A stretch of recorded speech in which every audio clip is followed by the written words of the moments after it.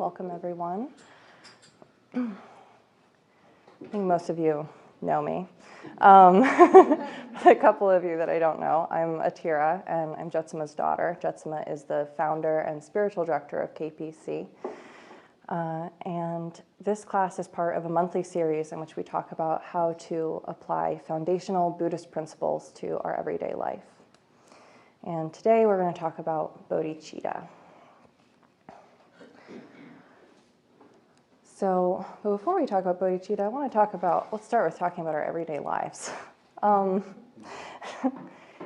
don't know about you, but I've been really concerned about the state of our country and the state of our world lately. It feels like our country is becoming increasingly divided. It feels more and more difficult to have discussions with people who think differently than we do. And, I read recently, I wasn't alive in the 60s, but I read recently that in the 60s, if you were, let's say if you were a Democrat and you were dating a Republican, you could bring them home to dinner and you could have a civil discussion about politics and you could disagree and respect each other and carry on. And I find that hard to imagine now because I know so many people who don't even feel comfortable having dinner with their families, with their own families, because politics is such a divisive thing between us now. And I feel like there's just a lot more bias, a lot more hatred, a lot less tolerance for people different than us, different ways of lives, different ways of thinking, different priorities. Democrats hate Republicans, Republicans hate Democrats, and it's just all a lot of us versus them kind of thinking. There's even less respect for differences of opinion in our own government, in our own Senate right now. We can't even have civil discussions. The people that we elect to have civil discussions are barely able to keep it together at their jobs and talk respectfully. And that's I'm not finger pointing to anyone particular person or party, but that's everyone I feel like is trapped in this really divisive state where we just can't stand to extend our hearts to one another and respect each other. In general, outside of politics, it seems like there's more prejudice, more hate. There's more hate crimes right now. I have so many friends who are concerned about not being welcome in their own communities, whether it's because of their sexual orientation or the color of their skin or their immigration status. They're scared. And I also know a lot of people that are worried about losing their health care or their disability benefits, and people are so scared right now. There are mothers in Montgomery County, in Gaithersburg and Rockville. There are mothers who are afraid to pick up their children from school because they're afraid they'll be deported if they show up and pick up their children from school. I can't even imagine having to make that choice. Do I be there for my child, or maybe that will get me taken away? And it's a really scary place to be. And that's just in this country. Around the world, we've still got millions of Syrian refugees that need a place to go. They need water, food, medical attention, shelter. There's a famine beginning in East Africa, a drought and war and famine there. I was looking at pictures of what's going on there yesterday, and there are these little babies there that, born into a world that doesn't have water, and they're too weak to even cry. It's awful. It's just it's so difficult to look at. I don't know about you, but sometimes I don't want to even look at my phone because I don't want to see the next headline. I don't want to know what's the next thing that's going to pop up. So there's all of this suffering all around us. And maybe we feel sad, maybe we feel scared when we look at it. But hopefully it makes us feel like we want to help, right? We all know that helping is the best response that we can have when we see suffering. Every religion preaches the importance of kindness, the importance of putting others' needs before our own, the importance of the golden rule, do unto others as you would have them do unto you. And we know that we're supposed to take care of our neighbors and take care of our communities. The Dalai Lama has said many times that his true religion is kindness. And he says that it doesn't matter what you call yourself. It doesn't matter if you call yourself a Buddhist or a Christian or a Muslim. It doesn't matter if you have a religion at all, as long as you have a good heart, as long as you practice kindness. I found this wonderful quote by him. He said, "A mind committed to compassion is like an overflowing reservoir, a constant source of energy, determination, and kindness. Or this mind can be likened to a seed. When cultivated, it gives rise to many other qualities, such as tolerance, inner strength, and the confidence to overcome fear and insecurity. The compassionate mind is also like an elixir. It is capable of transforming bad situations into beneficial ones. Therefore, we should not limit our expressions of love and compassion to our family and friends. Nor is compassion only the responsibility of clergy or healthcare or social workers. It is the necessary business of the human community." So, thinking compassionately of others, acting compassionately towards others is our most important business. It's the most important business in our everyday lives. So thinking of all of these myriad sufferings that are all around us, what are some ways that we might reach out and help? What are people doing now? What are you doing now? What are ways that we can reach out and help? I know I've been calling my senators more than I ever have in my entire life. I feel like a lot of people are more involved, calling, writing letters. What else are people doing? Anyone? Yeah?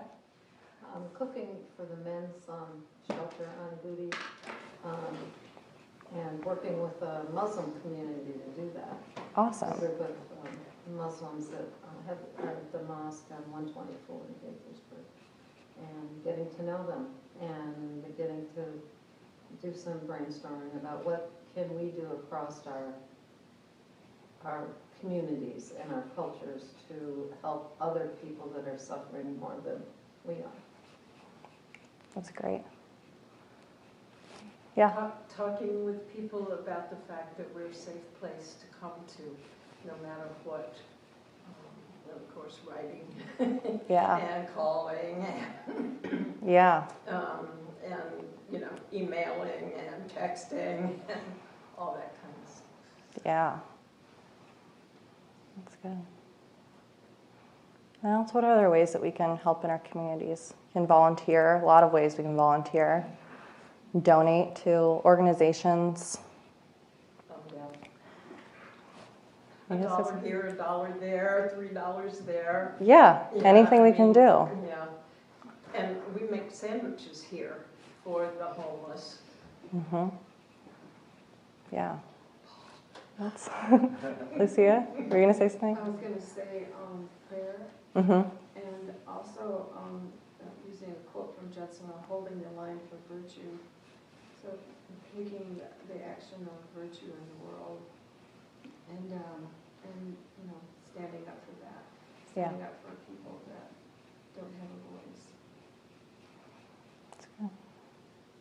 Yeah. I'm also more committed to doing my Buddhist practice, to deepen really my practice. Like I've been taking it a little bit like, oh, I have all the time. Now it's like I need to really spend more time deepening my practice. Yeah. Yeah. It's good. So you guys are jumping ahead to what I'm going to talk about.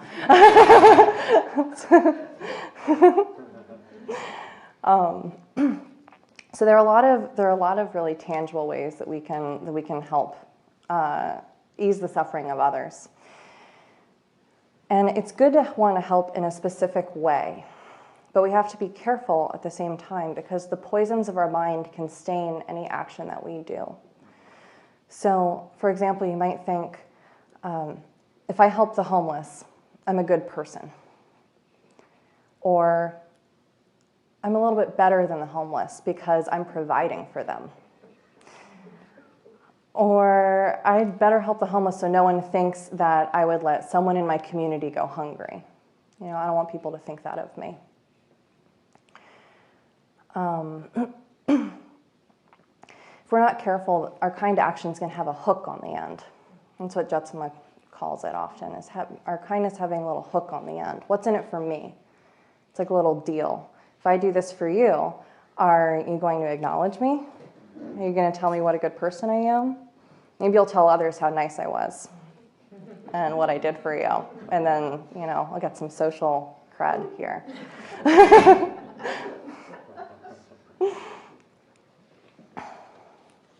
Sometimes helping others makes us feel more powerful, too. It can be a power play sometimes. Or, there are a lot of ways that we can warp our kindness into being a self-serving action. So you have to always guard against that and be careful of what our true intention is. But it doesn't mean we should be apathetic. We still should do everything we can to relieve the suffering of others in the moment, whenever we see it. But at the same time, we need to expand the sphere of our motivation and address the root cause of that suffering.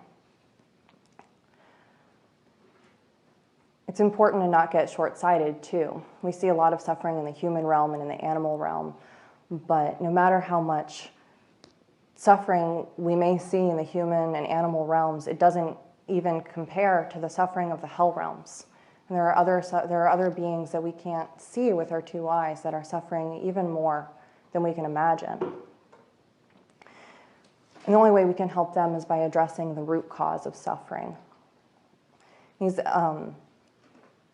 Basically, the immediate needs are different than ultimate needs. And the ultimate need is the need to address this root cause of suffering and really cut it at the root. Cut these immediate needs at the root by addressing the ultimate need of what is causing this suffering. That's where bodhicitta comes in. Bodhicitta is much more profound than ordinary human kindness. And there are two kinds of bodhicitta: absolute and relative. So relative bodhicitta is the compassionate wish to attain enlightenment for the benefit of all sentient beings and to train in the methods to achieve that aim. So that means fully utilizing the methods to reduce and purify our negative emotions, our negative thoughts, our negative actions, and enhancing our positive qualities. Our qualities of compassion and tolerance, patience, generosity.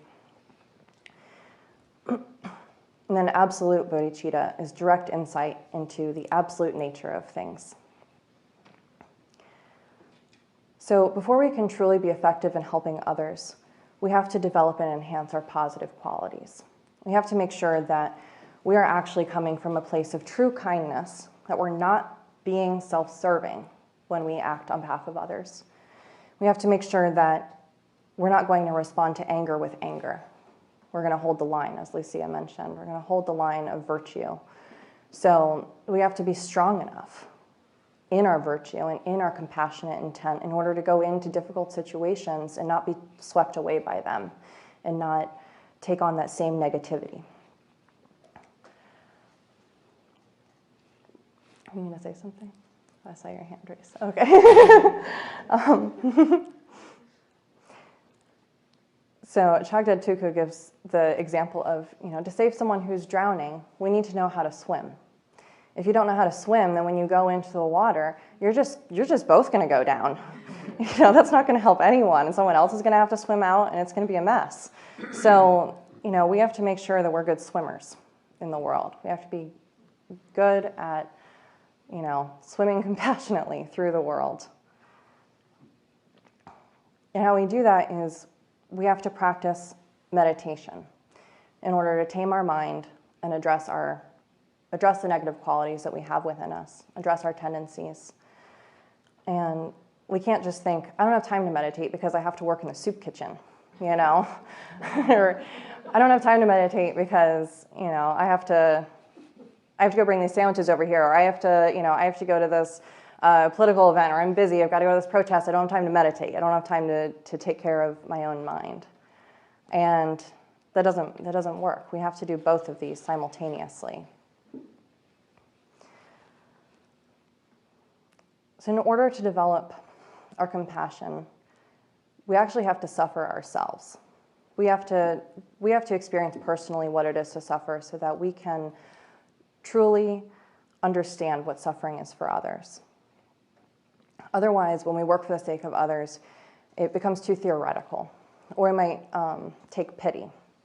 A lot of times when people have a rudimentary understanding of karma, they might wield it as a weapon towards those who are suffering and say, well, I don't have the karma to suffer like that because I didn't do that bad thing. So you didn't do, you weren't good in your last life, which is why you're suffering, and I feel really bad for you.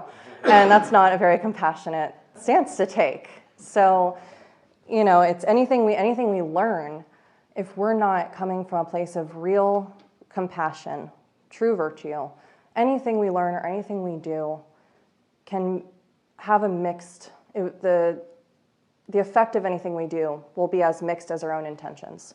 So if we have a little bit of kindness and a little bit of self-serving, then the effects of our actions are not going to be as good as they would be if we were truly being virtuous and compassionate in our actions. And we should think of others as having been our own children and our own parents in past lives. The Buddha's taught that we've lived for countless lifetimes, and everyone has at some point been our own parent or our own child. So if you imagine if your own child fell into a deep hole or, was in some terrible danger, and how much your heart would just break until you could save them from that suffering. That's how we should think of those around us who are suffering, as if they're our own child. And, it's up to us to save them. It's up to us to get them out of this hole. So there's a lot of meditations that work on actually just developing that compassion. There's one I remember reading about, which is the meditation of the armless mother, which is the meditating on, you imagine a mother on the shore of a very fast river, and she has no arms, and her child falls in the river. She can't save her child because she has no arms, and she just watches her child. It's caught in the river.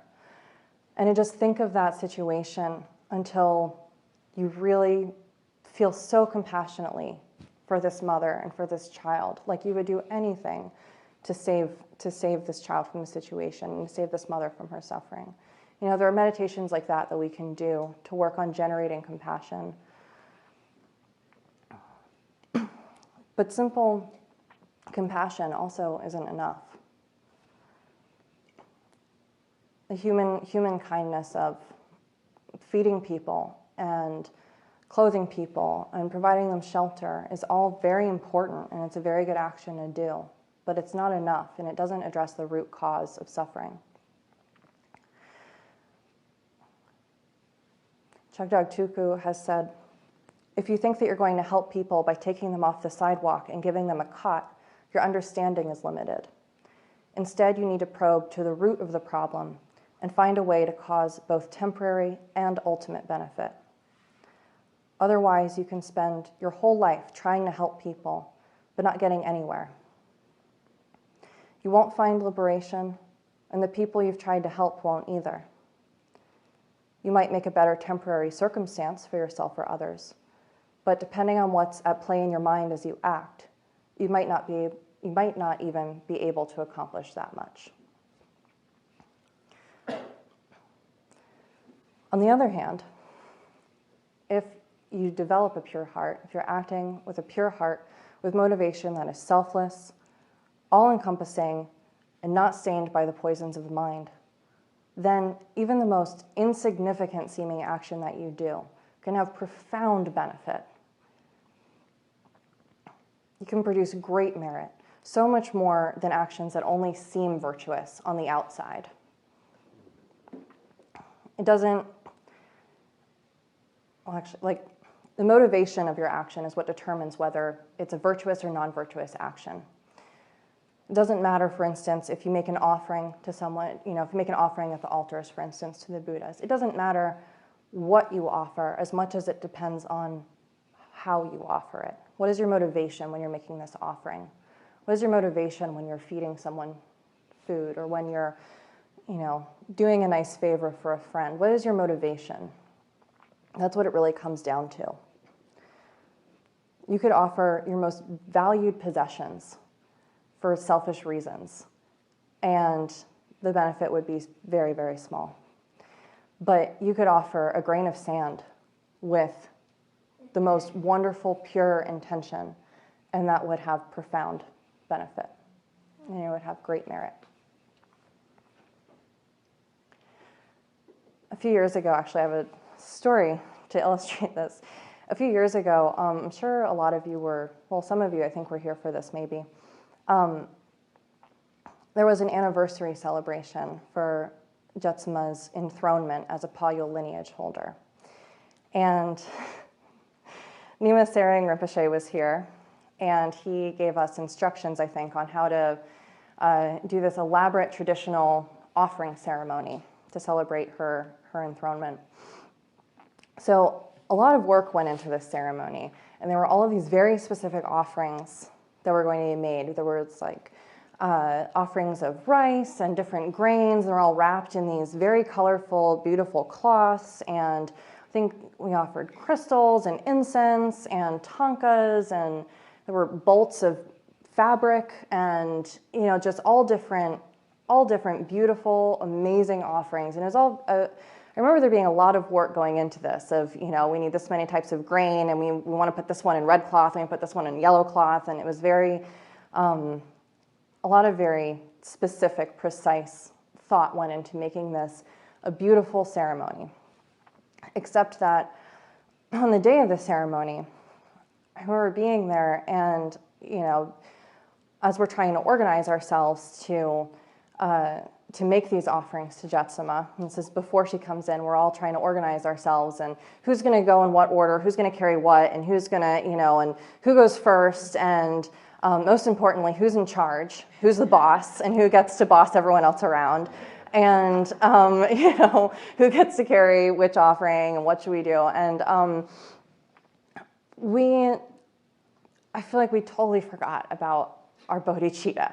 I mean, it just went out the window. We were worried about, who's the boss, and who's going to walk in what order, and is it going to be exactly right? And we were perfectionists and trying to do it exactly right on the outside. And on the outside appearance, we made it look really great. But all the time that we were organizing amongst ourselves, we were mean, and we were bossy, and we were divisive, and it was awful. I remember sitting there and thinking, I want to get out of here. Like, this is awful. I just want to go home.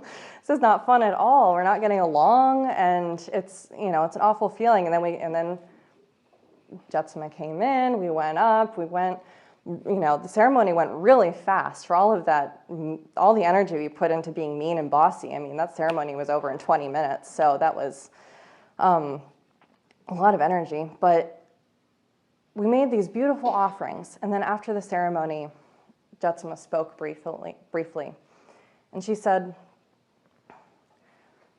"While ceremonies are beautiful and wonderful, and I'm grateful for the kindness that you've shown me, I would ask you for one more gift.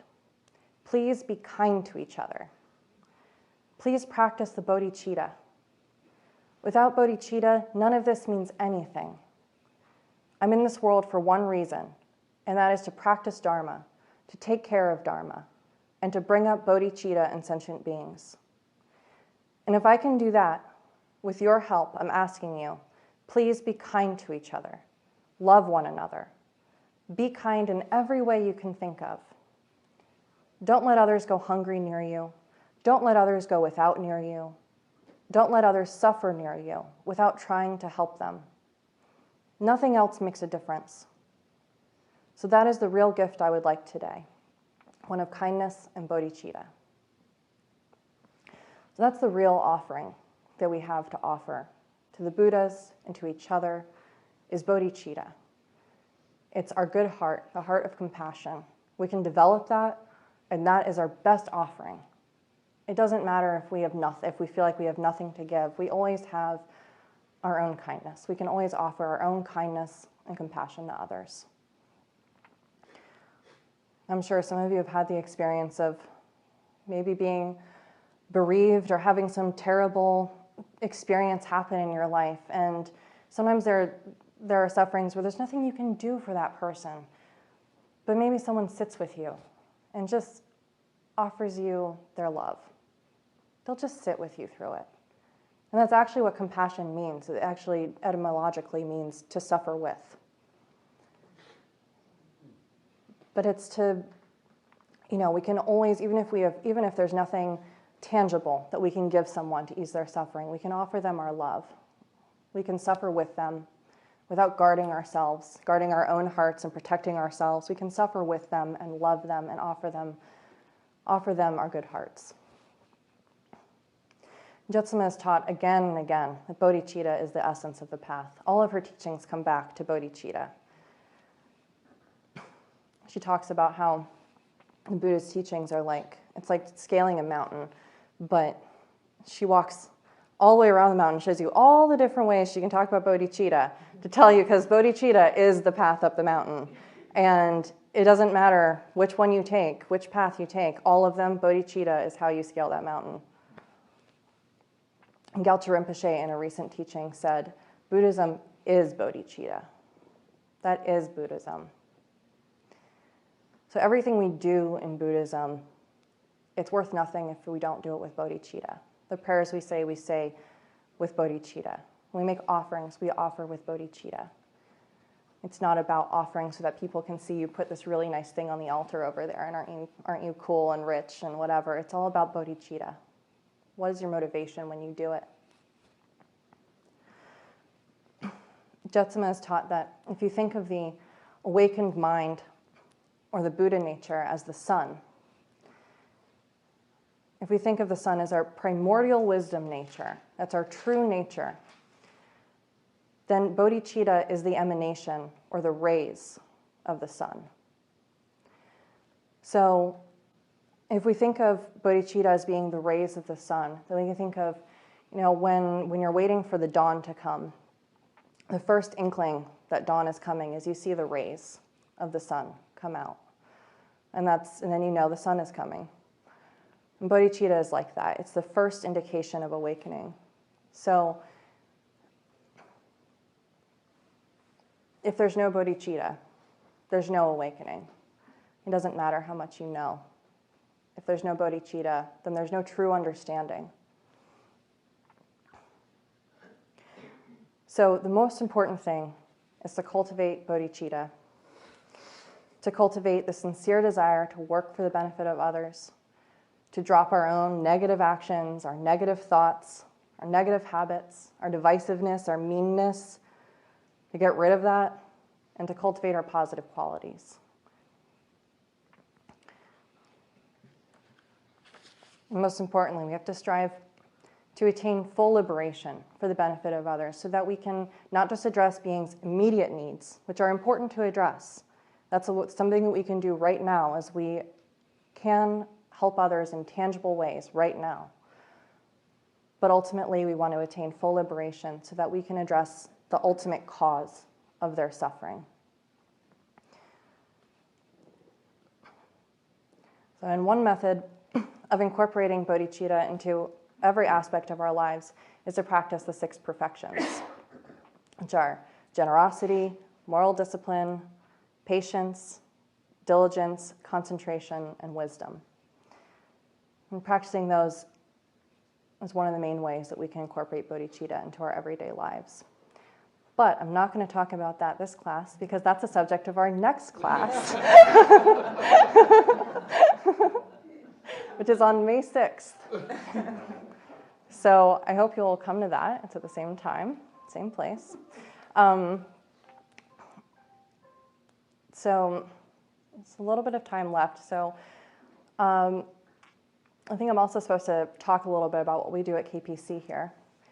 And for those of you that are newer here, so everything we do here at KPC, it comes back to this idea of bodhicitta. And our teachers have kindly given us many opportunities to practice bodhicitta here. We have the 24-hour prayer vigil for world peace. People take 2-hour shifts praying for world peace. And we have a peace park and wildlife refuge across the street.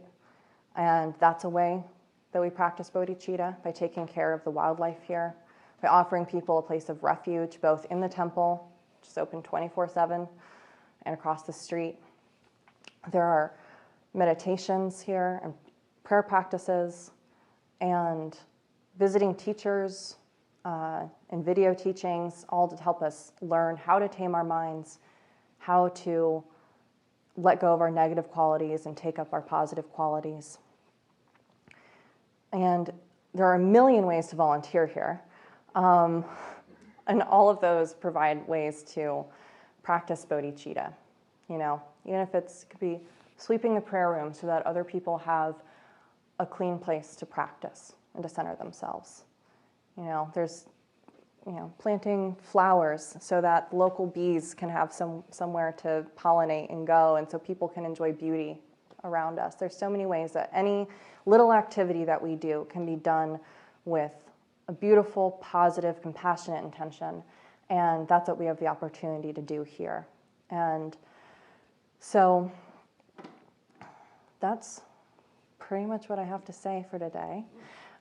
Does anyone have any questions that I can pretend to answer, or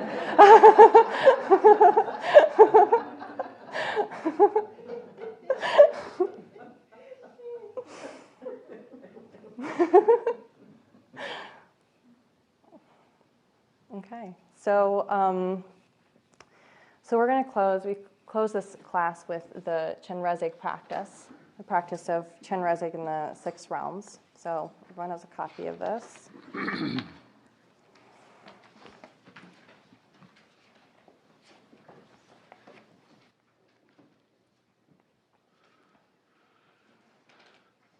Rane tuje chenpo ni kapo shakshik shashipa tralja tenwa pema zen kiltru ratna dagigen pema dewa dalazu omani peme on lai jinden wanju ga shashi tajadan pewa Pema Deweten Gilmo Trugi Shubasam Om Soha Lame Jinden Wanju Jan Shakshi Tajadan Gozu Pema Deweten Gilmo Trugi Shubasam Om Soha Maye Jinden Wanjudra Shakshik Shashi Tajardan Trewa Pema Deweten Tyomo Chugi Shubasam Om Nisoha Dudu Jinden Wanjudud Shashik Shashi Tajardan Poti Pema Deweten Tyokma Chugi Shubasam Om Bezoha Yide Jinden Wanjud Mar Shakshik Shashi Tajardan Drubu Pema Deweten Gilmo Chugi Shubasam Om Bezoha Nawe Jinden Wanjud Nag Shakshik Shashi Chajajan Mechu Pema Changazen Tyomo Chugi Shubasam Om Bezoha Deta Tuje Chempo Dugi Tsowa Tuka Dewa Drenri La Yigi Drugi Korwa Kodrut Gitu Ka Om Suk Yidru Rere La Yidrugi Korwa Gyu just read this visualization in English.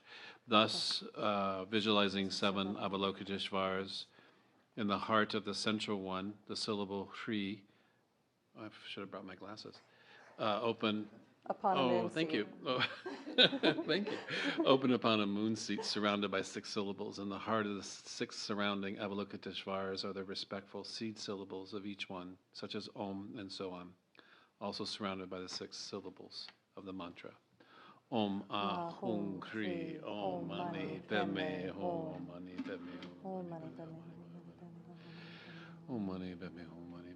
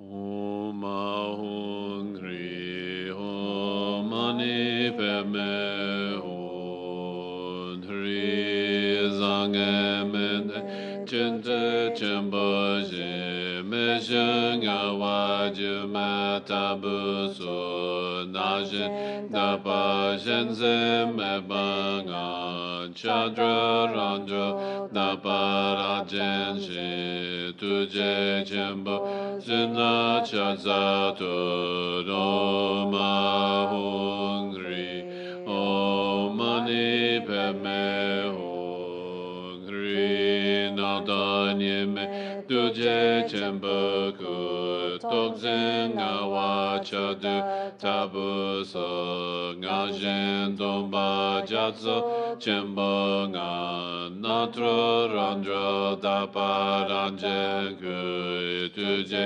Chembo Kula Chazatu Doma Unri Om Mani Padme Hung Rinda Do Dume Tuje Chembo Su Tozen Trapa Drache Tebu Su Dragzen Domba Mebanga Datro Raja Dapa Rajan Su Tuje Chembo Sula Chazatu Doma Hunri O Mani Padme Hunri Sado Zilme Tuje Chembo Tu Tojen Sawa Tashun Tabu So Dopa Nganka Nebunga Sota Randra Dapa